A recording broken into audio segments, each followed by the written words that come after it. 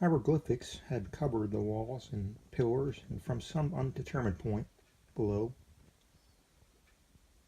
had come a voice that was not a voice, a chaotic sensation which only fancy could remove into sound, but which he attempted to render by the almost unpronounceable jumble of letters Cthulhu Fatagan.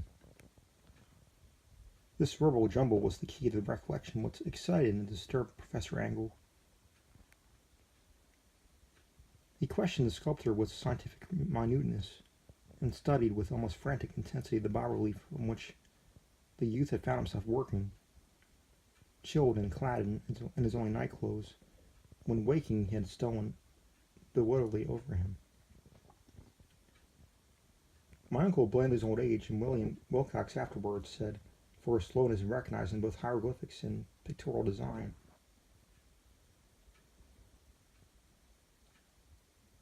Many of his questions seemed highly out of place to his visitor, especially those which tried to connect the latter with strange cults or societies. Wilcox could not understand the repeated promises of silence which he was offered in exchange for an admission of membership in some widespread mystical or paganly religious body. When Professor Angle became convinced that a sculptor was indeed ignorant of any cult or system or cryptic lore, he besieged his visitor with demands for future reports of dreams. This bore regular fruit, for after the first interview the manuscript records the daily calls of the young man, during which he related startling fragments of nocturnal imagery whose burden was only some terrible cyclopean vista of dark and dripping stone, with a subterranean voice or intelligence shouting monotonously in enigmatical sense impacts, uninscribable save as gibberish. The two sounds most frequently repeated are those rendered by the letters Cthulhu and Roulier.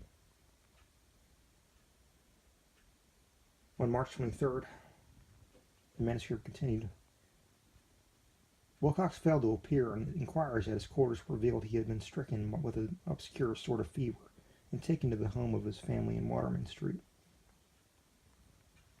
He had cried out in the night, arousing several other artists in the building, and had manifested since then only alternations of unconsciousness and delirium.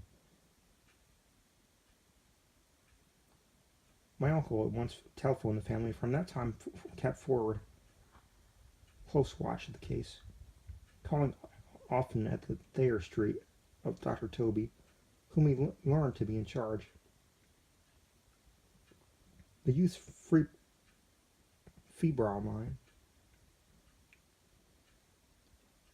apparently was dwelling on strange things, and the doctor shuddered now and then as he spoke of them.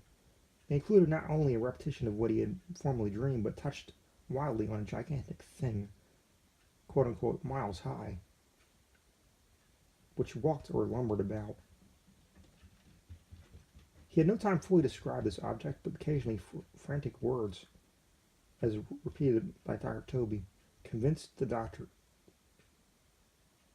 professor that it must be identical with the nameless monstrosity he had sought to depict in his dream sculpture. Reference to this object, the doctor added, was invariably a prelude to the young man's subsidence into lethargy.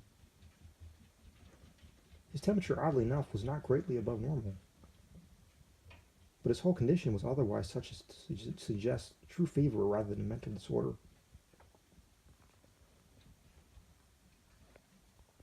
On April 2nd, about 3 p.m., every trace of Wilcox's malady suddenly ceased.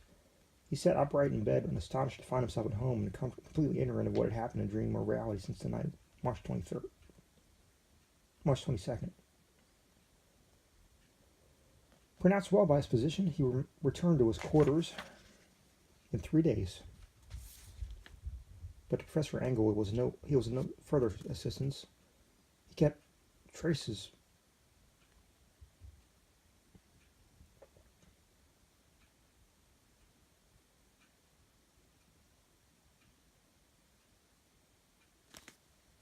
of strange dreaming had vanished